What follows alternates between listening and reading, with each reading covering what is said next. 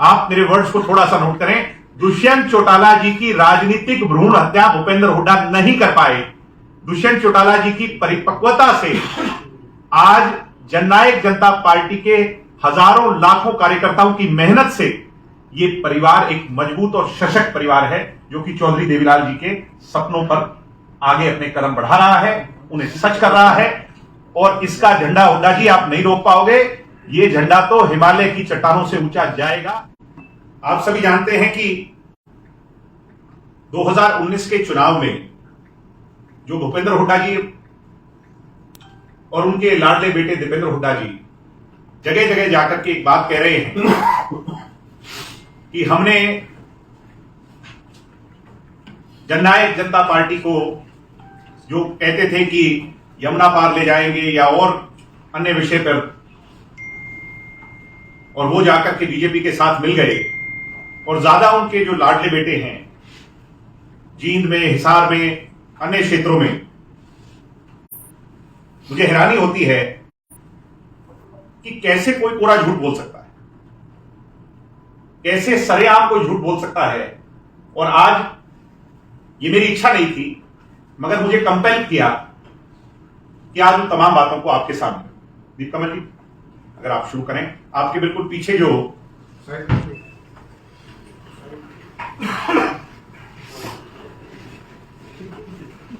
अगर आप camera roll कर ले तो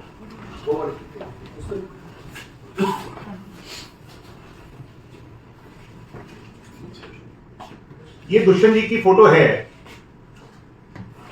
जब हमारी 10 सीटें हम जीत चुके थे, हरियाणा में 40 सीटें भारतीय जनता पार्टी को, 10 जेजेपी को और 31 सीटें कांग्रेस को, एक आईएनएलडी को और अन्य एक कांडा जी की पार्टी को और निर्दलीय को।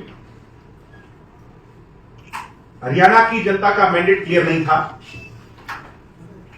फ्रैक्चर्ड मैंडेट में जब विधायक दल की बैठक हुई तो विधायक दल की बैठक में यह फैसला लिया गया, और ये एक रेप्यूटेड न्यूज़पेपर की कटिंग है, मैं नहीं कह रहा। दुष्यंत जी इसमें नेता चुने गए, ईश्वर सिंह जी उपनेता चुने गए, अमरजीत ढांडा जी चीफ विप चुने गए। सरकार बनाने के लिए विधायक दल ने यह फैसला किया, 10 के 10 विधायक ने। इसको रोकिए, ये प्रेस कॉन्फ्रेंस में आपको उसके बाद चलाऊंगा, अगर 2 मिनट मेरी बात पे गौर करें। और भाई राष्ट्रीय कार्यकारिणी ये फैसला ले कि हम किसके साथ हैं।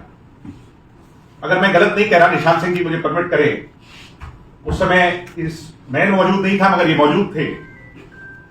डॉक्टर अजय सिंह चौटाला जी ने, हमारे राष्ट्रीय अध्यक्ष जी ने यह फैसला लिया, क्योंकि उन तक ये बात ले जाई गई, उनका यह फैसला आया कि 3 बड़े विषयों पर 5100 पेंशन, महिला को 50% आरक्षण और तीसरा हमारा 75 यानी मेन मुद्दा दुष्यंत चौटाला जी का जो था।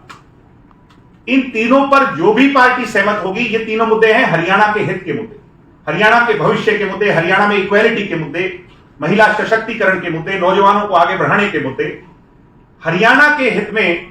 क्योंकि फ्रैक्चर्ड मैंडेट है और ये तो है नहीं कि दोबारा चुनाव में जाया जाए, एक अलग बोझ जनता पर डाला जाए। ऐसे में इस फ्रैक्चर्ड मैंडेट में 10 सीटें जो हरियाणा की जनता ने भाई दुष्यंत सिंह चौटाला जी को आशीर्वाद स्वरूप दी है, एक ऐसी सरकार बनाई जाए जिन पे इन मुद्दों को उनके अंजाम तक पहुंचा करके जमीनी हकीकत बनाया जाए। इसलिए दुष्यंत चौटाला जी ने इस तमाम जो मैंने आपको डेवलपमेंट्स बताई, इसके बाद एक प्रेस कॉन्फ्रेंस किया। मैं चाहूंगा कि उस प्रेस कॉन्फ्रेंस की क्वेश्चन। राष्ट्रीय कार्यकारिणी के तमाम सदस्यों ने अपने सुझाव रखे। कई साथियों ने जहां बात करी कांग्रेस के साथ सरकार बनाई जाए, कई साथियों ने ये विषय रखा कि बीजेपी के साथ चर्चा कर सरकार बनाई। प्रदेश के अंदर मजबूत मैंडेट किसी को भी नहीं मिला। उस परिस्थिति में अंत में राष्ट्रीय कार्यकारिणी विधायक दल के नेता के तौर पर मुझे और प्रदेश अध्यक्ष के तौर पर सरदार निशांत सिंह जी को अधिकृत किया है कि कॉमन मिनिमम प्रोग्राम के साथ प्रदेश के अंदर प्रदेश को आगे ले जाने के लिए, जिसके अंदर खास तौर पर 75% हरियाणा के अंदर जो हरियाणवी का रोजगार का अधिकार का हमारा उद्देश्य था, प्रथम तौर पर उसको वृद्धावस्था पेंशन जो चौधरी देवीलाल जी का लगाया हुआ पौधा है उसकी बढ़ोतरी, इन विषयों पर जौन सा भी पॉलिटिकल दल इस बात को थोड़ा गौर करें, सहमत होगा, जननायक जनता पार्टी पूरी तौर पर उसके साथ मिलकर प्रदेश के अंदर सरकार बनाने का प्रयास करेगी। आज आप लोग बारी बारी कयास लगाते हैं कि इससे मुलाकात हुई, क्या कदम उठाए गए, औपचारिक तौर पर चर्चाएं जरूर हुई। अगर मुलाकात किसी से होगी, कोई कदम बढ़ाया जाएगा तो सबसे पहले आप लोगों को हम उसके बारे में पूरी तौर पर बताने का काम करें। हम पॉजिटिव हैं हरियाणा को आगे ले जाने के, हम पॉजिटिव हैं प्रदेश के अंदर युवा को उसका अधिकार मिले, जो क्राइम की सिचुएशन है उसको कंट्रोल किया जाए। जो हमारे एजेंडास थे, जो भी संगठन कॉमन मिनिमम प्रोग्राम के तहत उनके साथ चलने को तैयार होगा, जननायक जनता पार्टी उसके साथ मिलकर सहयोगी के तौर पर प्रदेश में सरकार बनाने का काम दीपेंद्र मानता हूँ। चौधरी देवीलाल जी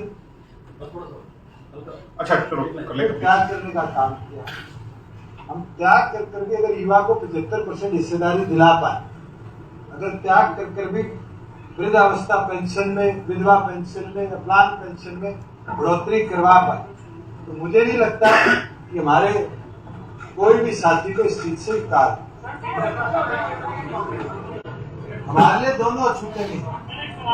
इस बात पे भूषण जी ने जो कहा कि हमारे लिए हरियाणा प्राथमिक है, हरियाणा का विकास, हरियाणा के मुद्दे प्राथमिक हैं और हमारे लिए दोनों अछूत नहीं हैं, ये बात 4 बजे से लेकर 5 बजे तक जो प्रेस कॉन्फ्रेंस चली उसमें कही। 5 बजे के पश्चात दुष्यंत जी ने दोनों नेताओं से खुले तौर पर बात करने के लिए सरदार निशान सिंह जी को, लितानी जी को और स्वयं मुझे भी इसके लिए परमिट किया। निरंतर बातचीत चली। कांग्रेस की तरफ से यह बात कही गई कि बहुत सारे लोग इस बात के लिए राजी हैं, तैयार हैं कि दुष्यंत चौटाला के कॉमन मिनिमम प्रोग्राम के साथ सरकार बना ली जाए। अन्यथा एक व्यक्ति ऐसे हैं, भूपेंद्र हुड्डा, जिनसे भी बातचीत हुई, मैं बात कह रहा हूं उसको थोड़ा सा गौर करें, जिनसे भी बातचीत हुई और उनके द्वारा एक ही बात कही गई कि पहले समर्थन करो फिर मुद्दों पर आएंगे, पहले समर्थन करो फिर निर्दलियों को साथ लाने का सोचेंगे, पहले समर्थन करो फिर आगे बात हो। यानी नकारात्मकता, जो नकारात्मकता भूपेंद्र हुड्डा की रही उस दौरान, परिणाम स्वरूप इसी बात का, क्योंकि ये एक एंड पे चल रही थी, दूसरे एंड पर भारतीय जनता पार्टी, दुष्यंत जी ने तो खुला ऑफर रखा था दोनों के सामने कि मुझे कोई लोभ लालच नहीं, मुझे हरियाणा के हित सर्वोपरि हैं।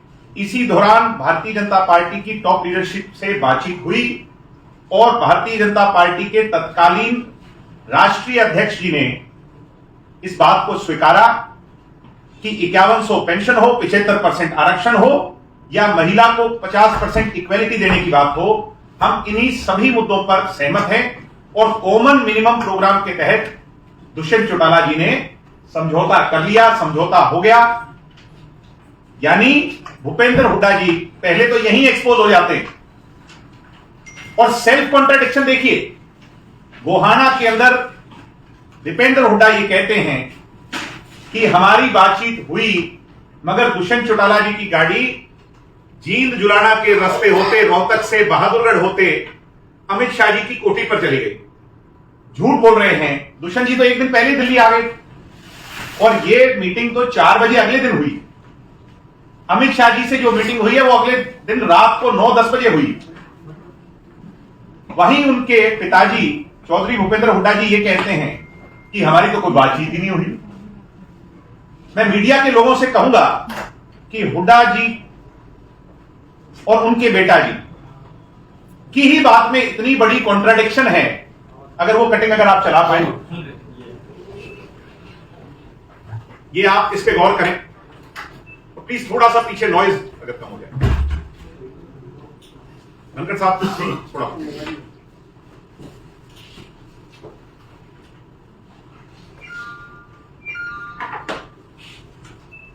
हुड्डा की दो टूक, गठबंधन को लेकर मेरी किसी से कोई मुलाकात नहीं हुई, और पीछे उन्होंने कहा वीडियो में कि मेरी कोई बात ही नहीं हुई।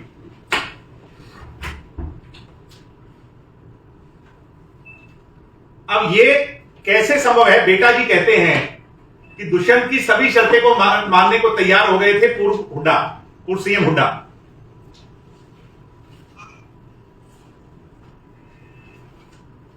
भूपेंद्र हुड्डा पूरी तरह और उनके लाडले बेटे दीपेंद्र हुड्डा जी इसी बात में एक्सपोज हो चुके हैं कि पिताजी कुछ कहते हैं और बेटा जी कुछ कहते हैं।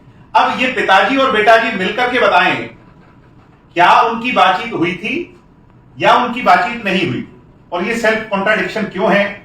ये हरियाणा की जनता को गुमराह करने का काम क्यों कर रहे हैं? मुद्दों को भटकाने का काम क्यों कर रहे हैं? ये वे स्वयं बताएं। जी सारे नेशनल एग्जीक्यूटिव ने ये अधिकार दुष्यंत जी को, सरदार निशान सिंह जी को दे दिया है। अच्छा ये बताइए, कॉमन लिमिट प्रोग्राम का मतलब क्या है? 75% आरक्षण युवा पीढ़ी के लिए रिजर्वेशन हरियाणा, 5100 रुपए बुढ़ापा पेंशन, वृद्धावस्था, विकलांग पेंशन, और इसी हिसाब से जो और अन्य मुद्दे हैं, किसानों का कर्जा माफ, ये सारे मुद्दों को लेकर सरकार में आपकी भागीदारी कैसे हुई? कौन सा मंत्रालय आप चाहते हैं? क्या नहीं, हम मंत्रालय के भूखे लोग नहीं, हम पद के भूखे लोग नहीं, हम इस बात के भूखे लोग हैं कि लोगों का ये कष्ट निवारण कैसे हो। कष्ट निवारण करने के लिए जाति पाति धर्म मजहब से लाखों कोसों मील ऊपर उठ करके हम वाइज डिसीजन लेंगे जो लोगों का हित का पैसा होगा। कॉमन यूनियन प्रोग्राम के लिए आपने बीजेपी कांग्रेस दोनों से बात की होगी? कांग्रेस और ये दूसरे लोग जो है ये तो इस तरह का दबाव बनाना चाह रहे थे जैसे कांग्रेस को कोई देवी का रूप है और बीजेपी को राक्षस का रूप है, और कांग्रेस को जाकर के उसके चरणों में गिर जाया जाए। ऐसे थोड़ी संभव है। वो हमारी बातों पर सहमत हो और हमें नंबर दिखाएं, ये दोनों चीजें करें और उसके बाद हमारे पास आए। ये आंखें दिखाकर डराने की जरूरत नहीं है। मैं उन लोगों को कहूंगा जिन्हें सुबह सुबह टीवी पे इस तरह की बात है। ये सहयोग कब तक आप बता लेंगे? कब तक निर्णय करेंगे? किस तरफ जा रहे हैं? निर्णय हो जाएगा किस तरफ जाए? तो ये तब की क्लिप है, मुझे कहने की आवश्यकता नहीं। मुझे लगता है कि आप सब लोग वीडियो से ही समझ गए होंगे कि हमारी इंटेंट जो थी, हमारी इंटेंशन जो थी वो पाक साफ थी, हरियाणा के हित के लिए थी, जनता के हित के लिए। अब क्योंकि इसमें तो आप लोग कहेंगे कि ये तो सारी बातें पब्लिक डोमेन में हैं, इसमें तो कोई ज्यादा सा खुलासे वाली बात नहीं हुई। जो असली बात है जिस मुद्दे पर मैं आना चाहता हूं वो है लोकसभा चुनाव 2019 की, जिसका जवाब भूपेंद्र हुड्डा जी को देना ही पड़ेगा, इससे वो बच नहीं सकते। आम आदमी पार्टी जननायक जनता पार्टी का पैक्ट हो गया, लगभग बातें तय हो गई थी, और महागठबंधन, मीडिया के लोग भली भांति परिचित हैं, वो प्रत्यक्ष को प्रमाण की आवश्यकता नहीं। अब आप अगर घुमाएं पीछे, accepted Congress plan for alliance formation, this was Mahagathbandhan plan of Haryana, और हरियाणा के लोगों के हित के लिए, और क्योंकि हम नई नवेली पार्टी थे, एक नया पौधा था, ऑल्दो हमारे जो विचार हैं स्वर्गीय चौधरी देवीलाल जी की आइडियोलॉजी है, वो तो इस देश की शायद सबसे सशक्त और सबसे मजबूत आइडियोलॉजी हो, मगर हमने फिर भी हरियाणा के लिए सैक्रिफाइस तक करने के लिए दुष्यंत जी ने यह फैसला लिया कि 7-2-1 पर बात बढ़ जाए। 7 कांग्रेस, 2 जेजेपी और 1 आम आदमी पार्टी। इसके लिए आम आदमी भी तैयार थी, दुष्यंत चौटाला भी तैयार थे, और परिणाम स्वरूप कि एक मजबूत सशक्त गठबंधन बने जिससे कि व्यवस्था परिवर्तित की जाए। हम बीजेपी के खिलाफ लड़ाई की बात नहीं कर रहे, हम व्यवस्था परिवर्तित की जाए, जिन मुद्दों को हम जमीनी हकीकत बनाना चाहते हैं उनको बनाया जाए। इसका रिजल्ट क्या रहा?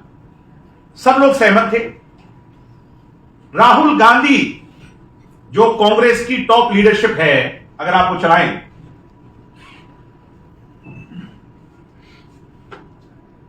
अब इसकी पहली लाइन पढ़िए, ये भी दैनिक जागरण अखबार है। महागठबंधन नहीं करने से नाराज हुए राहुल गांधी। हमारा प्रयास तभी सकारात्मक था कि हरियाणा की जनता को ऑल्टरनेटिव कैसे दिया जाए, मगर एक व्यक्ति, वो चलाएं आप, जहां हुड्डा जी कहते हैं मैं कभी चुनाव नहीं लड़ूंगा लोकसभा का, लिखा है इसका। हाँ, ये भी है, हुड्डा बने गठबंधन की राह में रुड़ा, और ये तो एक्सपोज, ये तो सबको पता है।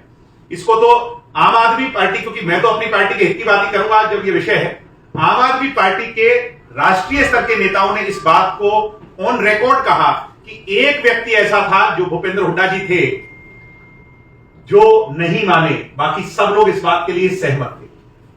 यानी यहां पर चौधरी भूपेंद्र हुड्डा जी एक्सपोज हो जाते हैं बुरी तरह जब वो ये बात कहते हैं कि जेजेपी हमारे साथ क्यों नहीं। जो ये कहते थे कि मैं कभी चुनाव नहीं लड़ूंगा लोकसभा का, मैं विधानसभा का चुनाव लड़ूंगा, वो भूपेंद्र हुड्डा जी अपने बेटे की टिकट होने के बावजूद, जो कांग्रेस का रूल है, कहते हैं सो कॉल्ड कि एक परिवार में 2 टिकटें नहीं जाएंगी, इनकी कांग्रेस के हेड ऑफिस से एक टिकट जारी होती है, इंडिविजुअल टिकट सोनीपत लोकसभा क्षेत्र की। और यह कब होती है? जब जननायक जनता पार्टी और तमाम अपने लोग कैंडिडेट उतार चुके होते हैं। इस बात पे गौर करने की। तो इनका जो इंटेंट था, एक मैं इसमें और बात कहूंगा जिसमें हुड्डा जी जवाब बेहतर दे पाएंगे मेरे से ज्यादा। यूपी भवन के अंदर क्या मुलाकात हुई थी, हुड्डा जी ये बताएं। और अगर हुड्डा जी चाहेंगे तो यूपी भवन में जो मीडिएशन करने वाले नेता थे उनको भी मीडिया के सामने लाने का हम काम करेंगे कि क्या बातचीत हुई थी और किस लालच और किस जो है ना उसके अंदर जो हुड्डा जी ने ये सारे के सारे महागठबंधन जो हरियाणा की जनता शायद उस समय चाहती हो, उसको नहीं होने में एक राह में रोड़ा बनने का, एक हैजार्ड बनने का काम किसी ने किया तो वो स्वयं।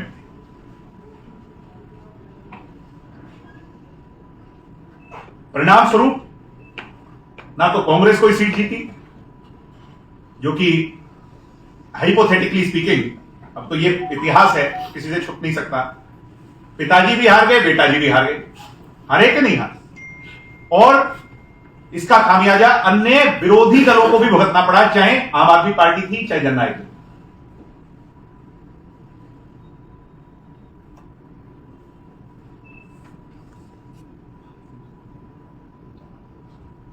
हम इसको कंक्लूड करें क्योंकि बहुत सारे जवाब हुड्डा जी ने देने हैं और वो ये कह रहे हैं कि मेरी किसी से कोई बातचीत नहीं हुई। कुछ चीजें राजनीति के अंदर अगर दबी रहें तो ज्यादा बेहतर है, क्रेडिबिलिटी बनी रहती है। मैं इतना ही कहूंगा,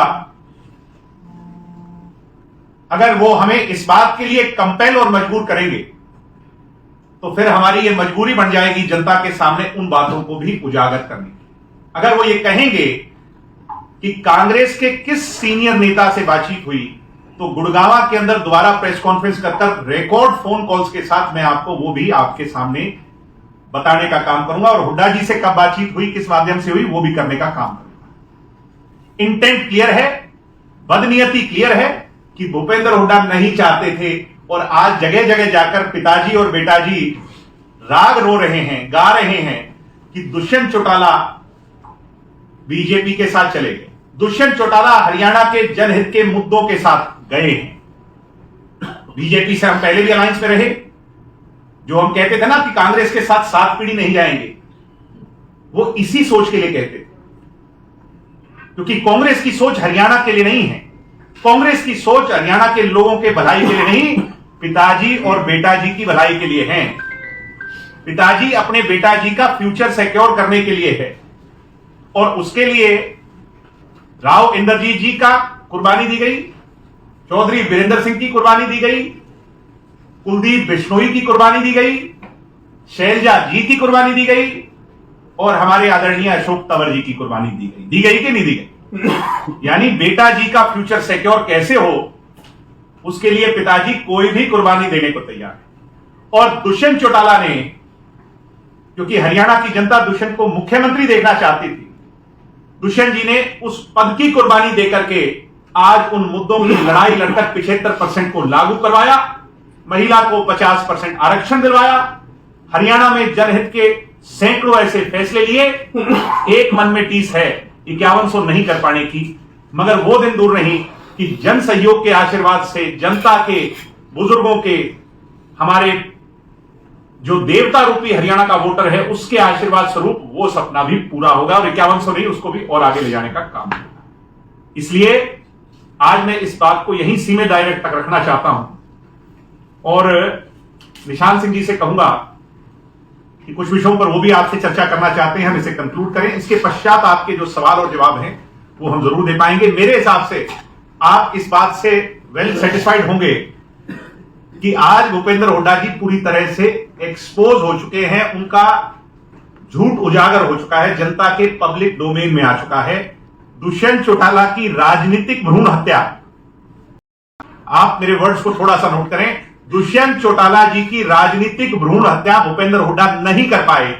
दुष्यंत चौटाला जी की परिपक्वता से आज जननायक जनता पार्टी के हजारों लाखों कार्यकर्ताओं की मेहनत से ये परिवार एक मजबूत और सशक्त परिवार है, जो कि चौधरी देवीलाल जी के सपनों पर आगे अपने कदम बढ़ा रहा है, उन्हें सच कर रहा है। और इसका झंडा हुड्डा जी आप नहीं रोक पाओगे, ये झंडा तो हिमालय की चट्टानों से ऊंचा जाएगा, वहां फहराएगा। बहुत धन्यवाद।